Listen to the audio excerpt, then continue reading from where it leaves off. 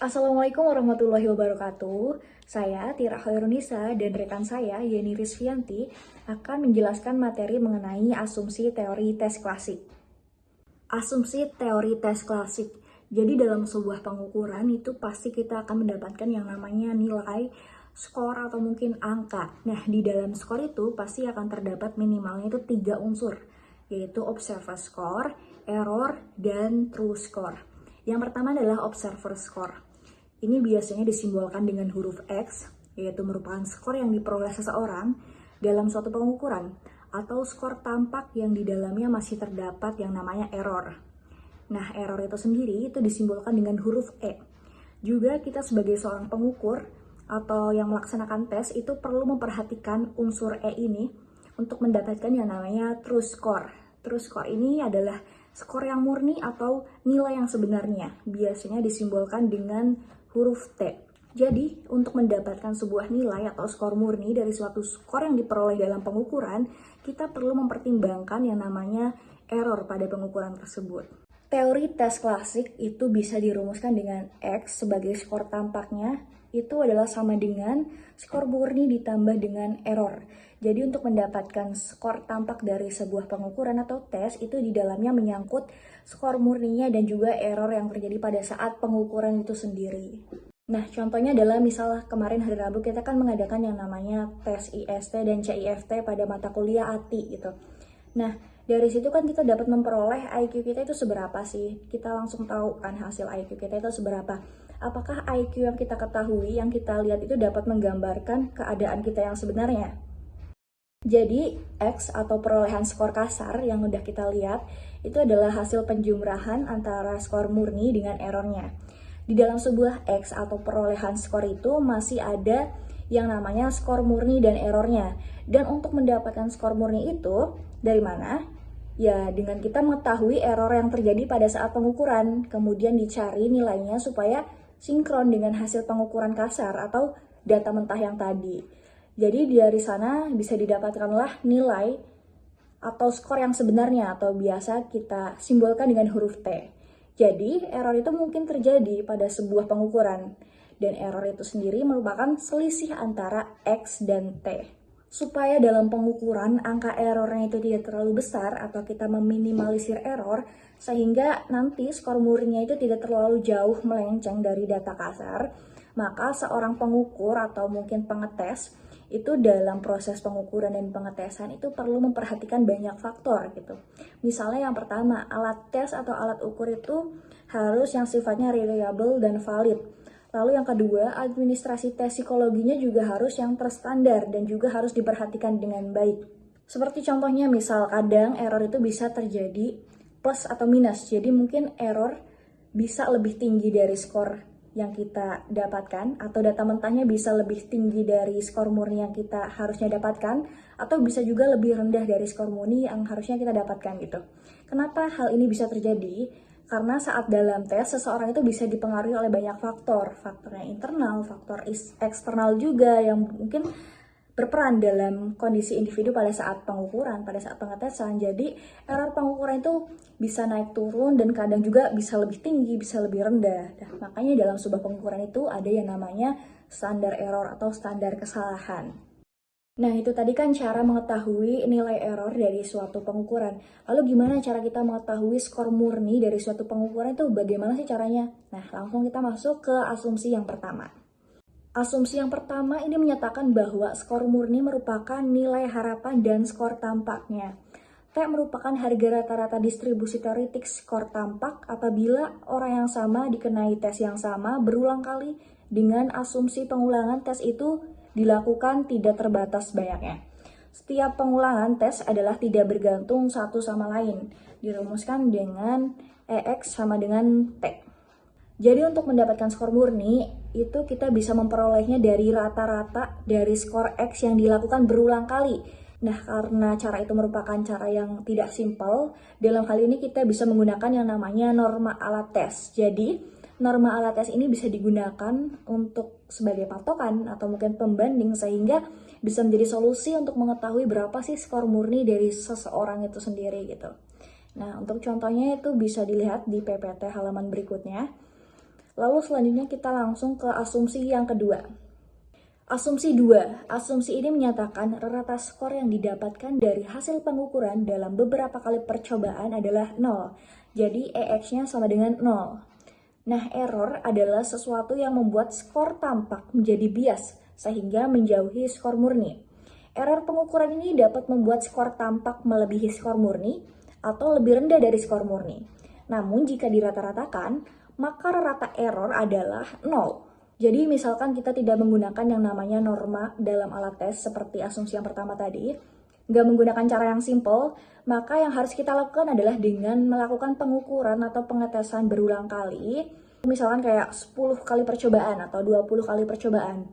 Nah, sesudah itu baru kita tarik nih rata-rata dari skor yang ada dan hasilnya itu menyatakan skor murni dari klien. Jadi, EX ini sama dengan 0. Maksudnya di dalam atau dari banyak pengukuran tadi, kan mungkin ada error yang positif atau lebih tinggi dari skor murninya. Ada juga error yang negatif atau lebih rendah dari skor murninya gitu. Jadi error-error pada 10 kali percobaan ini, misal kita rata-ratakan atau misal kita akumulasikan, maka nilai yang didapat adalah 0. Dan dari situ skor murni juga bisa diperoleh juga. Nah, setelah itu kita langsung lanjut ke asumsi yang ketiga. Asumsi 3. Asumsi ini menyatakan bahwa bagi populasi subjek yang dikenai pengukuran, distribusi error pengukuran dan distribusi skor murni itu tidak ada korelasinya. Maksudnya tidak ada hubungan antara E dan T. Tidak ada hubungan antara error dan skor murni. Dan pada prinsipnya bahwa error pengukuran ini dapat menimpa siapapun gitu, secara acak, tidak memandang bahwa individu ini mempunyai kemampuan yang tinggi atau tidak gitu. Jadi semua orang memiliki kemungkinan mendapatkan error, baik itu error yang besar, yang kecil, ataupun error yang positif ataupun yang negatif.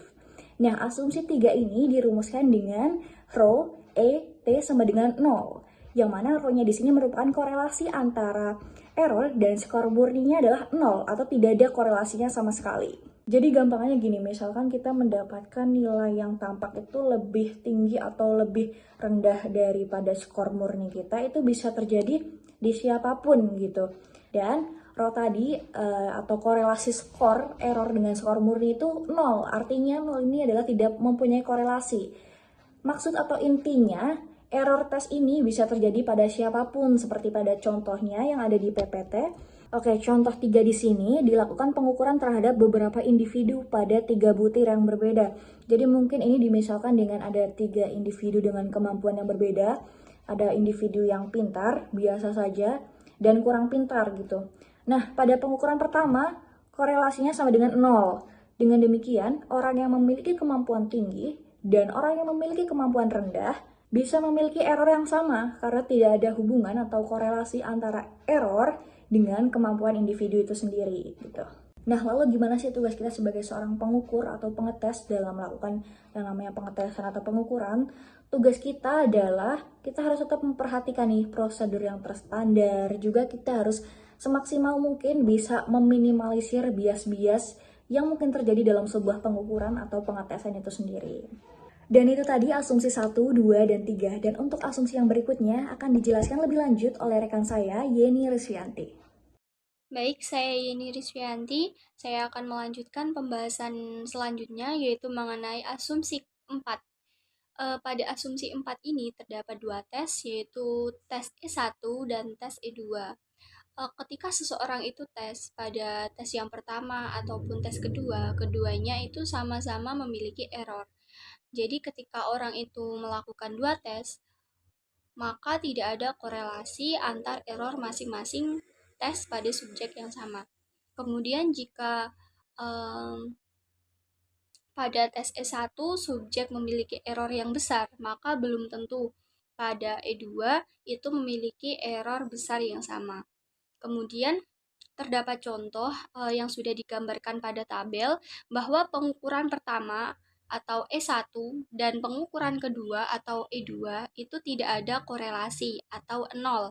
Jadi bentuk pernyataannya adalah E1, E2 sama dengan 0. Baik, selanjutnya yaitu materi asumsi yang kelima. Pada asumsi yang kelima ini menunjukkan bahwa hubungan antara error dan skor murni pada pengukuran yang berbeda itu sama dengan 0.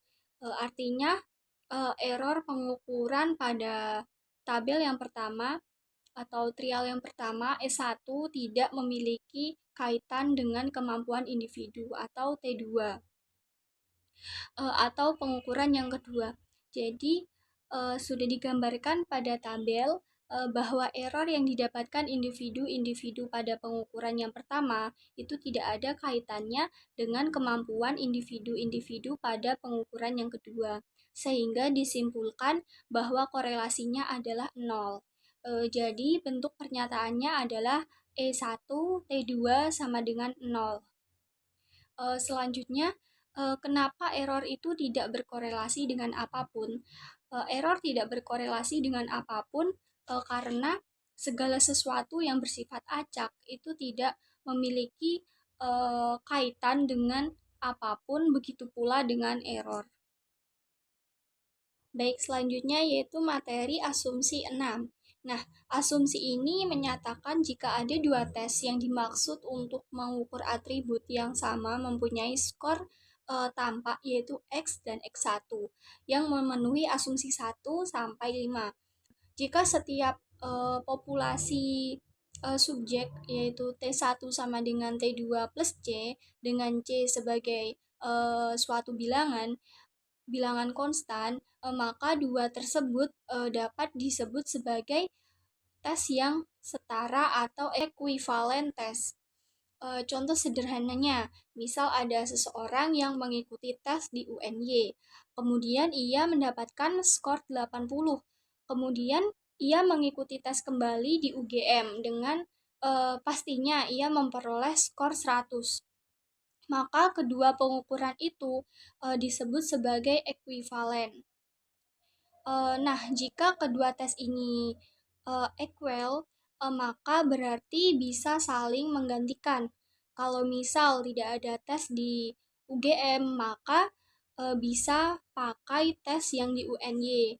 Begitupun sebaliknya, tapi pastinya ini agak sulit. Jadi diharapkan jarak antara tes yang pertama dengan tes yang kedua itu tidak terlalu dekat. Nah, yang terakhir adalah materi dari asumsi 7. Nah, asumsi ini menjelaskan bahwa hubungan antara skor tampak, skor murni, dan skor pengukuran. Skor tampak atau X itu merupakan jumlah skor murni T atau T dan error. Besar skor tampak akan bergantung oleh besarnya error pengukuran. Sedangkan skor murni individu pada setiap pengukuran yang sama itu diasumsikan selalu tetap. Jadi bentuk pernyataannya adalah X sama dengan T plus E. Contohnya, pada tabel yang terdapat pada PPT itu dijelaskan bahwa skor murni Galih dalam tes IQ itu kan ada 110. Jadi pada pengukuran pertama diperoleh X sama dengan 112 sehingga E sama dengan plus 2. Kemudian pada pengukuran kedua itu diperoleh X sama dengan 108 sehingga E sama dengan min 2. Terima kasih.